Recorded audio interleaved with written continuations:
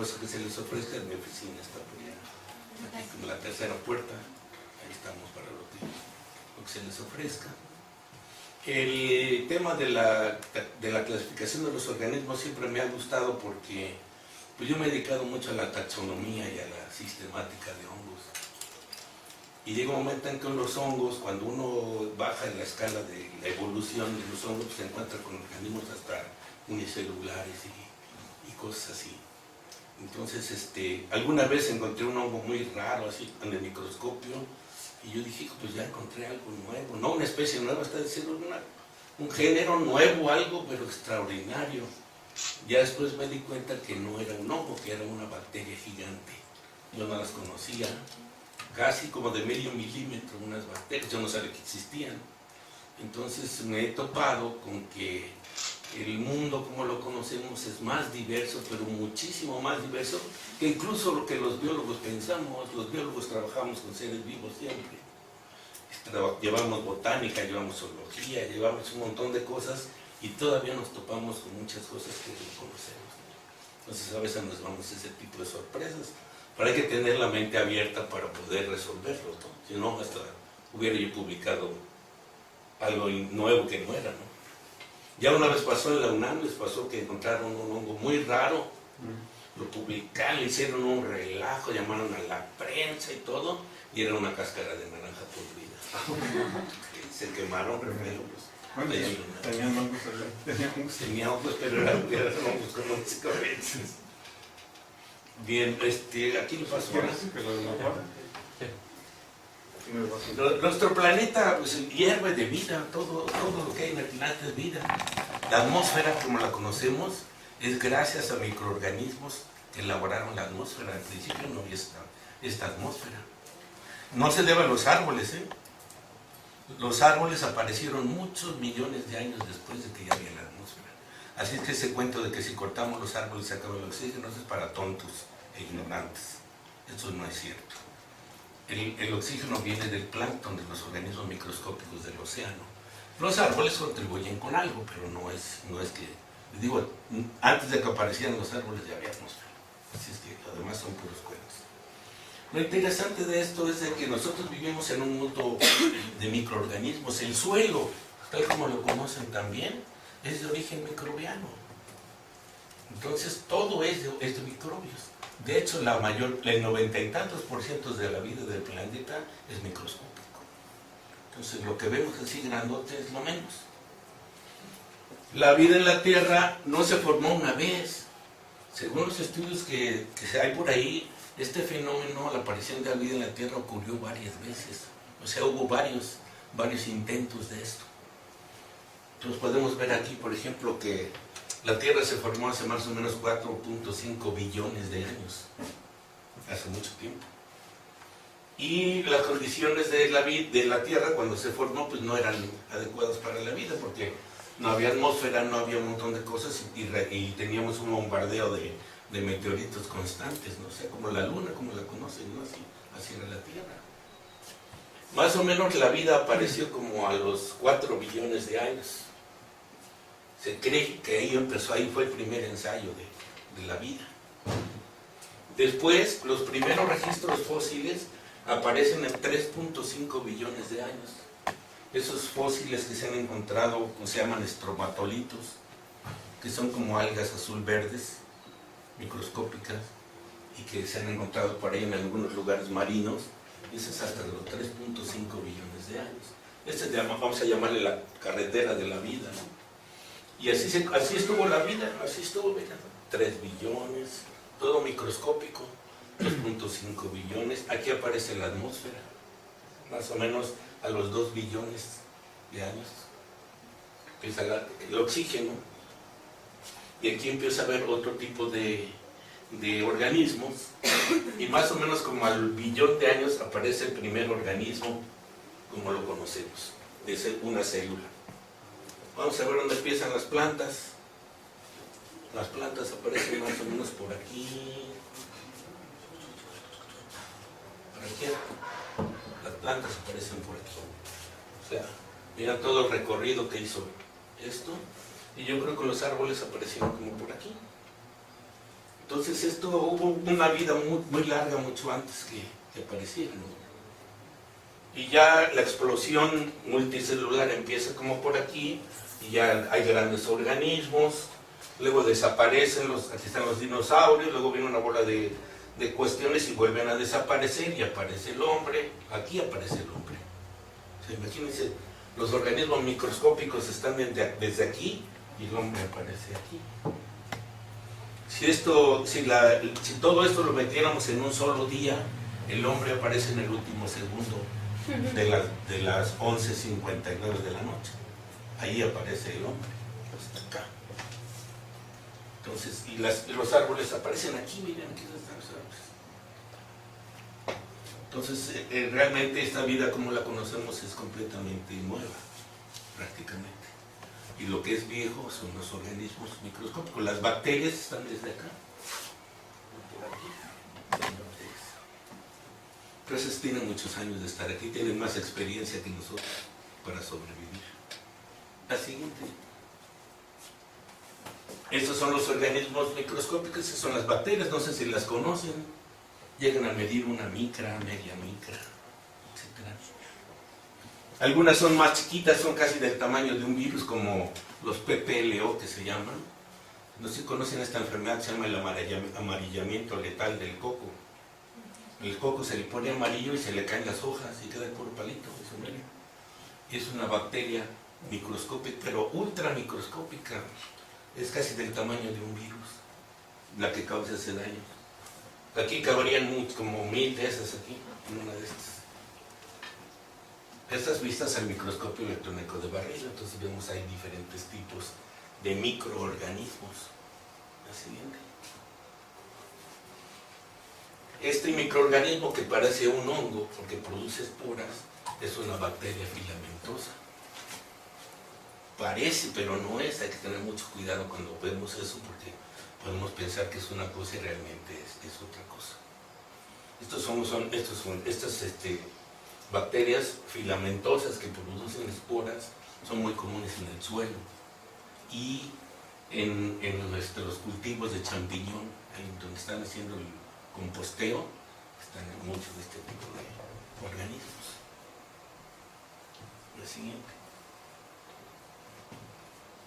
Después de las bacterias la naturaleza inventó la clorofila. Esta ya es clorofila de organismos eucarióticos, pero las bacterias llegaron a ser clorofila. La fotosíntesis es de origen microbiano, empezó antes con más bien de origen bacteriano. La primera fotosíntesis fue de bacterias. Hasta la fecha hay bacterias fotosintéticas. Después, cuando se inventó la naturaleza, la célula eucariótica, entonces ahora se inventó también la fotosíntesis en este tipo de organismos. Pero estos organismos son bacterias. Bacterias, antes se conocían como algas azul-verdes o cianofitas. Ahora se sabe que son bacterias clorofílicas. ¿Por qué? Porque no tienen núcleo. Esas tienen la misma estructura celular que las bacterias.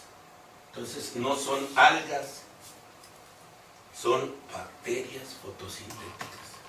Ahora se les conoce con el nombre de cianobacterias. Una de ellas es muy común, muy popular, no sé si han oído hablar de la espirulina.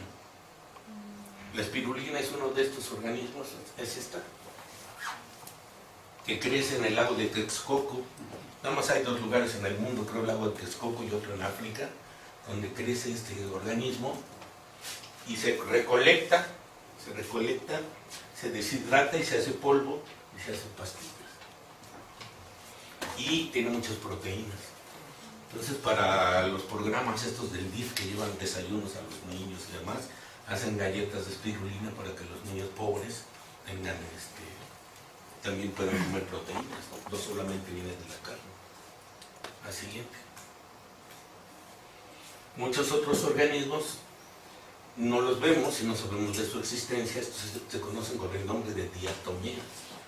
Son organismos que viven en la superficie de las aguas, el conocido fitoplancton. Estos organismos, y hay muchas especies, hay cientos de especies de estas. Su cuerpo está diseñado para flotar. están flotando ahí y producen fotosíntesis, producen oxígeno. Y son alimento de muchos organismos como las ballenas y muchos otros organismos del mar que son filtradores. Y del agua dulce, también agua dulce hay la célula de estos organismos está dentro de estas cajitas. Estos tienen un exoesqueleto de sílice. Aquí vive la célula adentro y a veces saca sus protuberancias por ahí. Y tienen muchísimas ornamentaciones muy bonitas. Se llaman diatomeas. Y en algunos casos hay del pasado fueron muy comunes, muy vastas. Hay en California, hay un lugar que se llama Lompoc, California, que hay montañas, así parece arena, y en realidad son puros esqueletos de diatomeas. Y se usan muchas de esas para hacer pastas de dientes, para que sea como abrasivo y se lleve el sarro, que debe tener eso en las pastas. Lo usaban mucho para esto, para llevarse el sarro. Hay para otras cosas, para explosivos también, para que truene bonito, le ponían estas cosas también. La siguiente. Estos organismos, cuando crecen demasiado, cuando hay contaminación, por ejemplo, como los lagos del dique, que se ponen verdes y apestan, este fenómeno se llama eutroficación. Hay exceso de alimento, llegan las aguas negras, hay muchos fósforos, muchos nitrógenos, y entonces estos organismos microscópicos empiezan a reproducirse grandemente y le dan color y sabor y natas al agua. Que a todo da, ¿no? No, pues resulta que cuando se mueren, se van al fondo, las bacterias las descomponen y se acaban el oxígeno.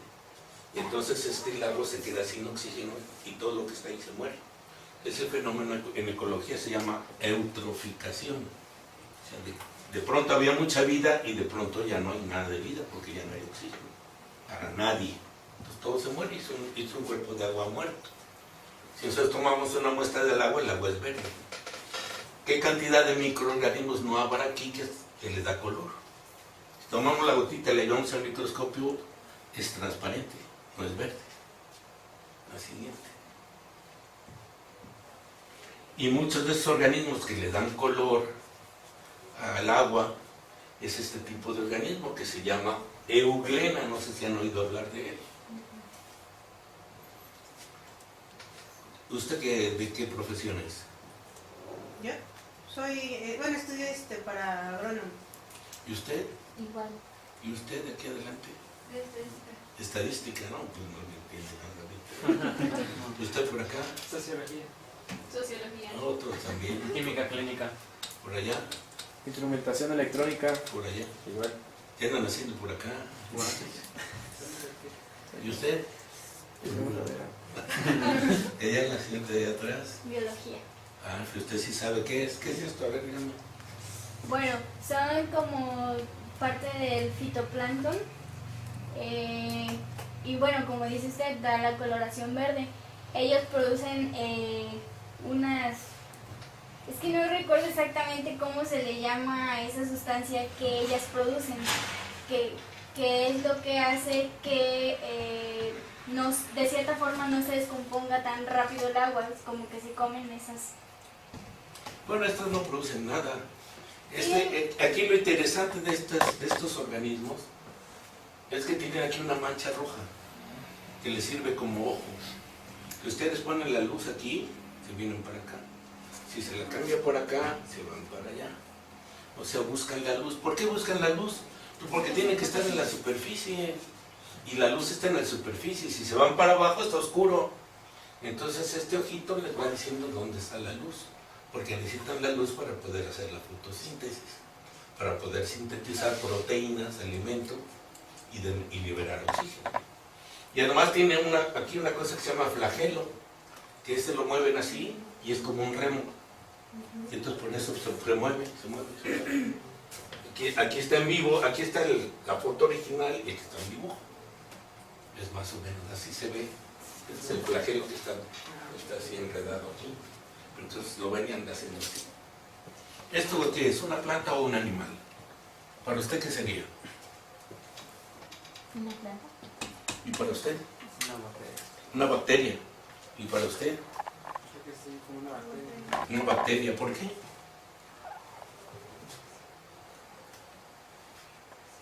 ¿Y para usted? ¿Bacteria también?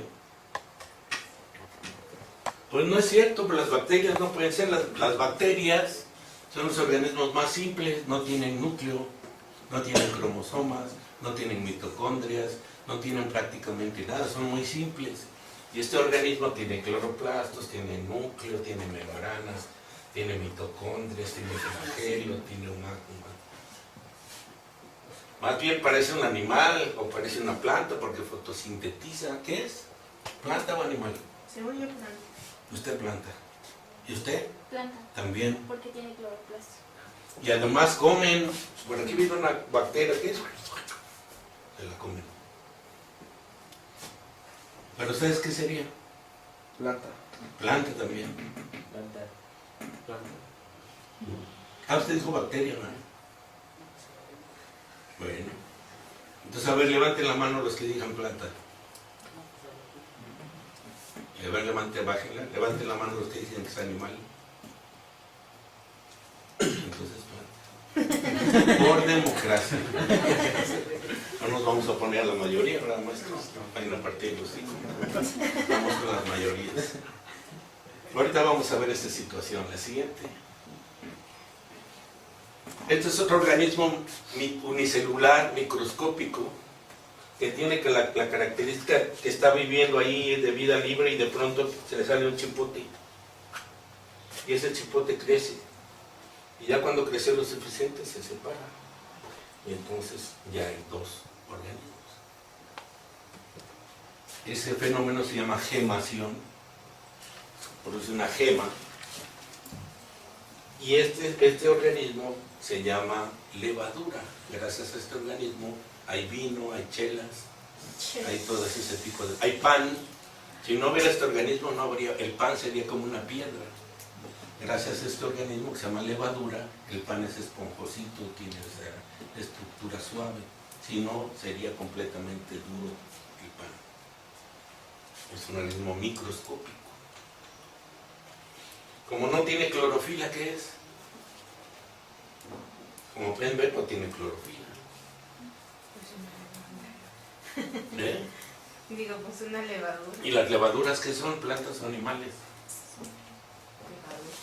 Levadura. ¿Levaduras? Esas sí son bacterias. Bacterias. No, de hecho es un hongo, ¿no? Pero a diferencia del hongo, tiene... ¿Y por qué es un hongo? Bueno, tiene que... Bueno, es similar a un hongo, pero... Yo no le veo el sombrero. No recuerdo si es... ¿Te por parecen el los núcleo. champiñones? No sé si Bueno, vamos a seguir adelante, ahorita resolvemos esas dudas. ¿Y esto qué es? ¿Planta o animal? Una planta. ¿Por qué? ¿Cómo saben que es una planta? Por el tallo y las hojas. O sea, lo que tiene tallo y hojas es planta. Entonces, como hace rato me dijeron que era planta euglena y no, yo no le vi tallos ni hojas. ¿Eh? Siempre han dicho que Hay que usar el... Sí, hay que ponernos de acuerdo, porque si no, es que el maestro Armando me dijo que era planta y no es cierto, él me engañó. Yo soy una pobre víctima de los malos maestros. No es el maestro, no es lo que diga el maestro, lo que digan ustedes finalmente. El concepto lo van a manejar ustedes. Los que van a pedir chambas son ustedes, yo ya la tengo. ¿Eh? Si es que hay que preguntar ahorita, después ya no se vale. ¿Cómo se llama este organismo? árbol. Eso. ¿Y por qué es un árbol? ¿Ya ve la siguiente? Miren cómo están los árboles. Todo esto está lleno de árboles, miren. Se llama el Amazonas. Aquí sí se produce oxígeno bastantito, miren, aquí sí hay buena producción de oxígeno. Y saben que también hacen estos organismos, capturan el CO2 de la atmósfera y lo mantienen aquí durante años. Entonces se equilibran la cantidad de CO2 que hay en la atmósfera. Ahorita que hay tantas broncas con eso, el Amazonas hace esa función ecológica importante global. La siguiente. O el bosque boreal, el que está aquí alrededor. Si vemos al mundo por arriba, es el polo norte. Todo este bosque está aquí, miren, todo esto que está aquí es el bosque. Este es el bosque boreal que se llama es tan grande o más grande que el Amazonas. Mientras el Amazonas es una selva tropical, el bosque boreal es un bosque de frío, es un bosque que tiene coníferas, que tiene pinos y otras cosas. No hay tigres, no hay leones como allá. Hay osos, hay otras cosas, ¿no? Pero son tan importantes estos árboles en el Amazonas como en el norte del mundo. También el CO2 lo mantienen ahí, 27 ciclos anuales, los tienen ahí guardados. Capturan el CO2. La siguiente. ¿Y esto qué es? ¿Por qué es una vaca? ¿Es planta o animal? ¿Por qué? Porque hace mu. Taxonómica es una vaca. ¿Y la siguiente? ¿Y esto qué es? Perro. ¿Y cuál es la diferencia entre vaca y perro? ¿Por qué este es perro y el otro es vaca? Por su morfología. Por su morfología. Eso, muy bien. La siguiente. ¿Y esto?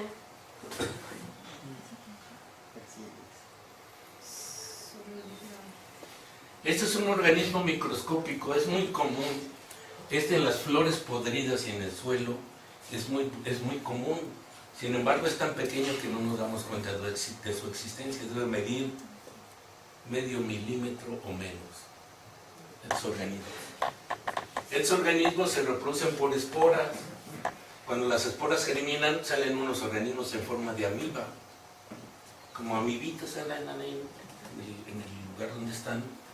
Se reproducen, y cuando son muchos miles, quién sabe por qué razón, de pronto todas empiezan a orientarse a un punto central, todas así, empieza a haber como corrientes, todas empiezan a migrar hacia el centro, hacia un centro, como aquí se ve, y todas se acumulan para formar así como un baboso gigante.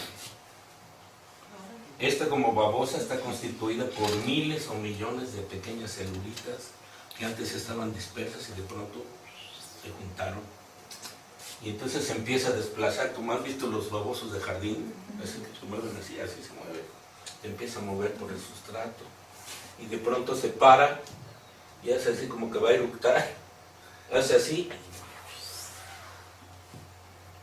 se eleva así y produce esporas aquí, las libera. ¿Eso qué es? ¿Una planta o un animal? ¿O un hongo? Pero ya vieron que había bacterias con esporas. Solo esto se los estoy ilustrando para que se den cuenta que el mundo es un poco más complejo de lo que creemos. Si los que estamos estudiando constantemente esto nos topamos con sorpresas, imagínense quien no tiene idea de esto. O tiene una idea muy simple de la Tierra, de la vida en la Tierra, o no sabe nada, definitivamente. Entonces estos organismos son muy comunes, no digamos, no, es que este vive allá en África y alguna vez se lo encontraron. Estos viven aquí estaban aquí en la tierra, en su jardín, en su maceta, y no sabemos ni de su existencia. La siguiente, por favor. Este otro organismo, al igual que el otro, nada más que este es más grande, este sí se ve. Las esporas, tiene esporas, las esporas se liberan, caen y sale una amiba, una amibita microscópica. Y se empiezan a juntar las amibitas. Estas no conviven todas, sino algunas se empiezan a juntar y forman este organismo como una masa gelatinosa que se mueve. Esta se mueve en los troncos. A lo mejor las han visto y ni cuenta se han dado. Estas se mueven como amibas gigantes, llegan a tener hasta 2 o 3 metros de grande y se van moviendo y van comiendo lo que se encuentran, esporas, polen, pequeños animalillos, protozoarios, bacterias, van comiendo y va creciendo. De pronto se para y empieza a formar unos cuerpecitos así mismo. Se empieza a organizar, aquí están, se elongan, van creciendo así, y de pronto todo esto que ven café son miles de millones de esporas microscópicas que se liberan al aire para que se dispersen y caigan a otros lados y se repite el ciclo por muchísimos tiempos. Estos organismos se llaman mixomicetos, que son plantas, animales o hongos. ¿Hongos por qué? ¿Por las esporas? No, bueno, por su morfología. Por la amiba. Por la amiga. La amiba va comiendo. Permítanme que... ¿Pero qué es esto? No estoy... Pues sí. Ahorita más que respuestas lo que quiero es que haya duda. Así es que es lo que ahorita mi función es crearles dudas. La siguiente, por favor. ¿Y estos? Una bacteria. Ah, no, sí, es el virus. Virus. ¿Y el virus qué es? ¿Planta, animal, hongo? Es un organismo que vive a expensas de... Bueno, Es un agente infeccioso. Vive a expensas de otro. O sea, es un parásito. bueno, por eso. No, es diferente. Acuérdense que lo que nos distingue a los universitarios del vulgo vulgaris es que el conocimiento. Nosotros que tenemos la fortuna de ir a la universidad, tenemos conocimiento, no así el chofer del taxi ni el albañil, que no tienen ni la menor idea de lo que pasa. Entonces los universitarios tenemos la obligación de tener cierta idea de las cosas y dar la respuesta adecuada al vulgo vulgaris. Nosotros no somos vulgo vulgaris, somos académicos de alguna manera. Entonces, esto es un virus. ¿Ya han oído hablar del virus del ébola? ¿Qué es eso? ¿Qué hace? ¿Dónde está o qué?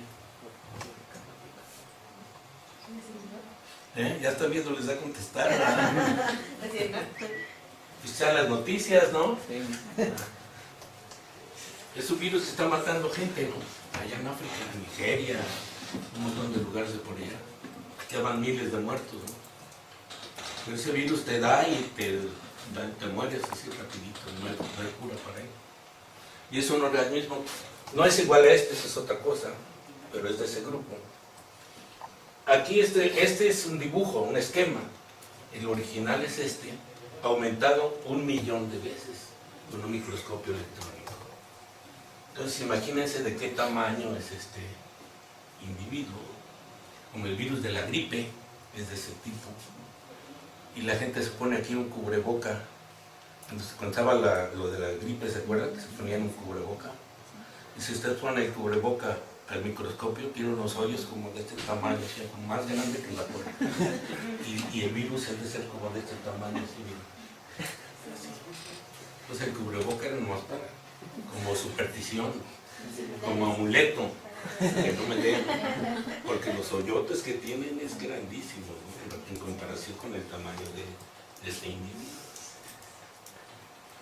Aunque matan a la gente y aunque la enferman, estos organismos no son parásitos porque no están vivos, ni están muertos. ¿Qué es eso? Ni están vivos ni están muertos. Para que esté vivo una cosa, ¿qué debe pasar? Que tú digas, esto está vivo. ¿Esto está vivo? No, ¿Por qué no? no ha tenido vida. Ah, no, perdón. Porque no tiene vida, efectivamente. ¿Qué es la vida? ¿Qué es la vida? Pues si yo le hago así no pasa nada. Pero darle así a un perro y a ver si no te muerde. ¿Sí? ¿Por qué? Porque la vida es toda una estructura orgánica que responde al ambiente.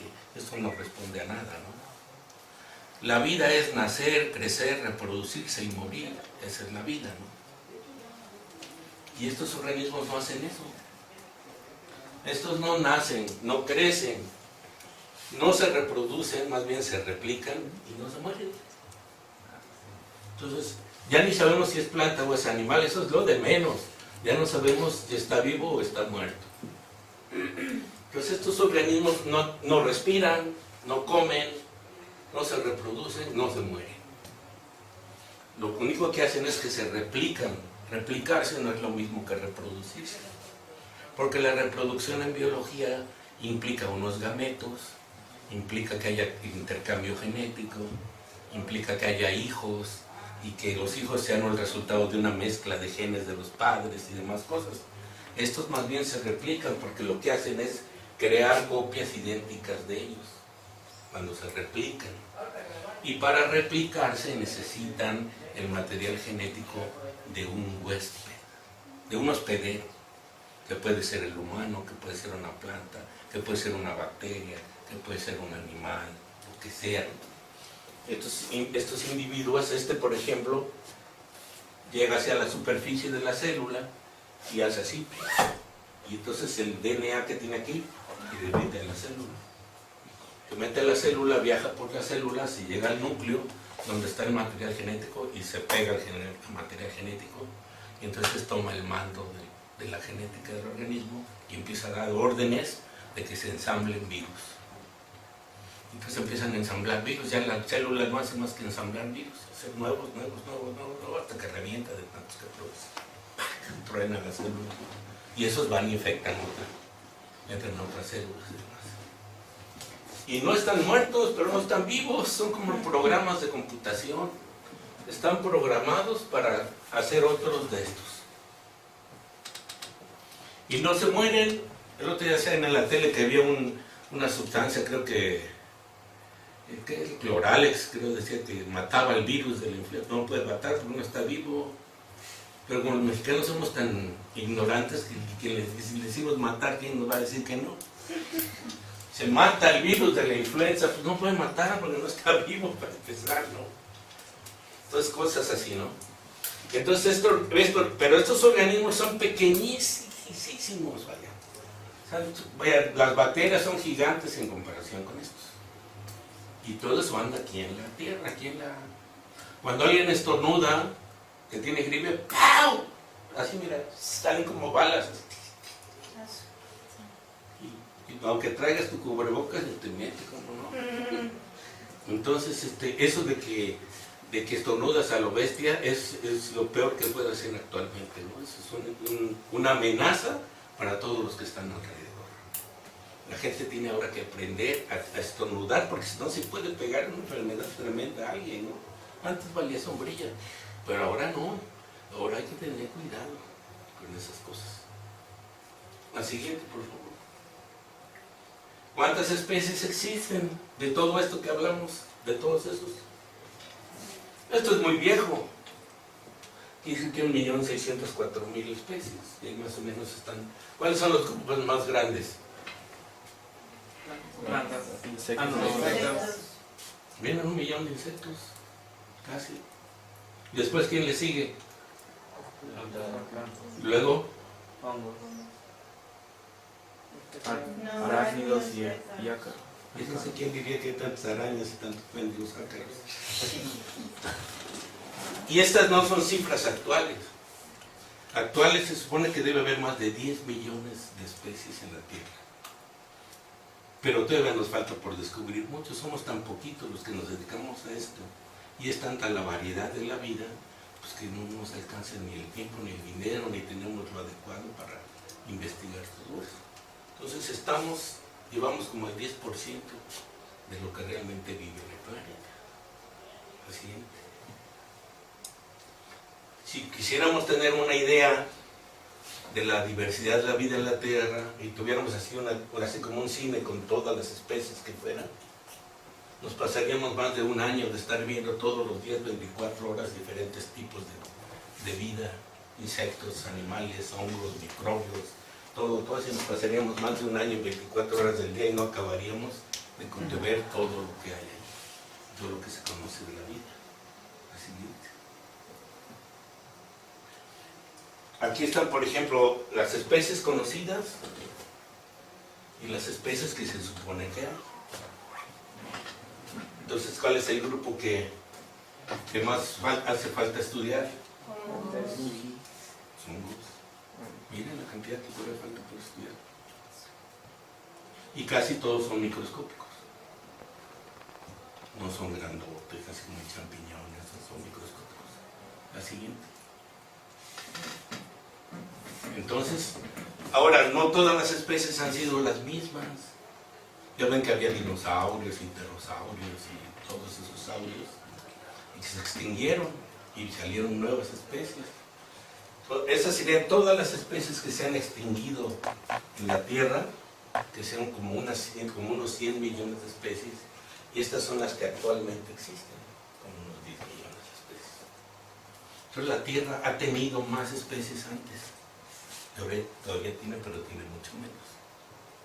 Vamos para que vean que esto no es de que la vida siempre es la misma, sino es dinámico, hay más, hay menos, se extinguen, se forman, etcétera, etcétera. Esto es dinámico. Así. Muchas se han extinguido y la principal causa de extinción, ahora se sabe, han sido por impacto de meteoritos. Aquí en esta gráfica se ve que estos son los golpes 1, 2, 3, 4, 5, 6, 7, 8, 9 trancazos.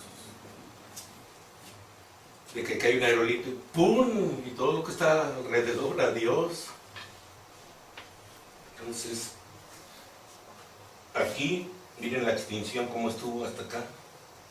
Y acá, hasta aquí, vivimos actualmente por aquí. Por aquí estamos. Tiene como 6 millones que no cae un meteorito en la Tierra. Pero ahorita todo el mundo está bien espantado, checando a ver por dónde andan, porque cualquier día se descalabra uno por allá, se deja venir y nos lleva a la torre a todos. Como le pasó a los dinosaurios, ¿no? Esto se ha repetido, hay pruebas de que esto ha sucedido varias veces en la Tierra. La siguiente, por favor. Ahí están las pruebas, miren, esto es en Arizona. Ese es el cráter de un meteorito. Entonces, con un meteorito que tenga 1 kilómetro de diámetro, adiós, ahí nos vemos. Porque no nada más es el golpe hace que pues, sucedan cosas en todo el planeta. Y si caen del agua, peor tantito. Se sale el agua, ¿no? Sí, vienen pero tsunamis, no lo que ha pasado ahora que no son de juguete. Algo de veras canijo, ¿no? El siguiente. Entonces, esto ha sucedido, la extinción en masa de las especies ha sucedido varias veces en la Tierra. La última vez se extinguió el 70-80% de las especies, eso sucedió hace como 60 millones de años. Ya sucedió. Y ahorita estamos en una etapa intermedia. ¿Cuándo va a volver a suceder? Puede ser dentro de poco, puede ser dentro de mucho. Pero de que va a suceder, va a suceder. La siguiente. Pues ahí se ve cómo sucedería, ¿no? Viene, cae, pega, y todo esto es como miles de bombas atómicas al mismo tiempo, ¿no? Entonces hay una reacción en cadena en todo el planeta. La siguiente. Ahora ya vamos a lo bonito. Todos esos organismos que vimos, cuando menos ahorita 10 millones de especies, hace como 300 o 400 años, el señor Linneo, que era un suizo, él dijo, pues nada más hay dos tipos de organismos en el mundo. Las plantas y los animales. Hizo un sistema de clasificación. Todo lo que hay en el mundo o es planta o es animal. Claro que él lo hizo en 1753. Y en 1753 que apenas se acababa de descubrir América, o todavía ni se descubría, creo. ¿Cuándo se descubrió América? ¿Cuándo se descubrió América? Adelante, pásale. Lo que se conocía de los organismos era bien poquito. Entonces él dijo, ahí, pero este sistema sobrevivió 400 años. No me acuerdo que todavía cuando estudié en la secundaria todavía se decía eso. A lo mejor ustedes también les tocó, ¿sí, no? La primaria, no sé. La siguiente, por favor. Después en 1886, estoy diciendo que esto no es reciente, esto es un montón de tiempo, ¿no? Siglos. El señor Haeckel, un alemán, dijo que había 3 reinos. El reino animal, el reino de las plantas y el reino protista para los organismos microscópicos. Él decía, no hay 2 reinos, hay 3. Siguiente, por favor. Chatón en el 37 dice, no, momento, no son 3, ni 4, ni 5, son 2. El reino procariota para todos los que no tienen núcleo, como las bacterias. Y el reino eucariota para todos los que tienen núcleo. Sean multicelulares, unicelulares o lo que sea, no hay 2. Tengan clorofila, no la tengan. O sea, todos los que tienen núcleo son eucariotas y todos los que no tienen núcleo son procariotas. La siguiente. Pero Copeland en 1956 dijo, no, momento, yo propongo que hay 4.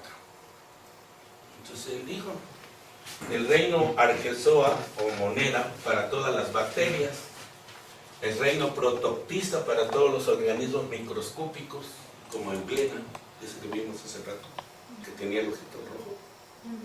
Pero glena y otros que están por ahí, las esponjas, algunos, los pixomicetos, esos que les enseñé, y los acraciales y otros, serían protoctistas.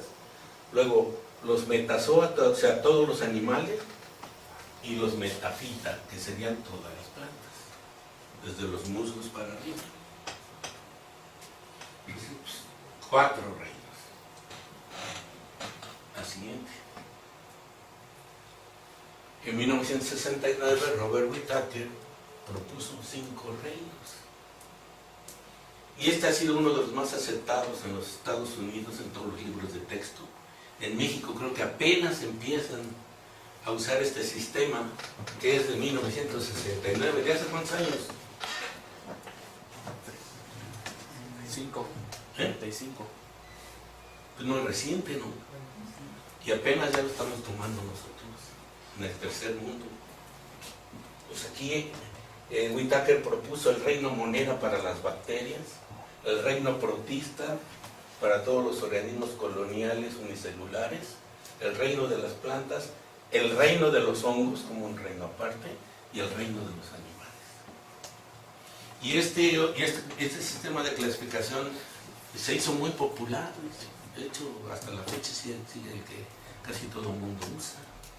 No es el mejor, pero se popularizó mucho. Incluso la doctora Lynn Margulis, ella lo modificó un poco y lo anduvo promoviendo mucho. Tiene varios libros sobre esto, la doctora Lynn Margulis de Boston.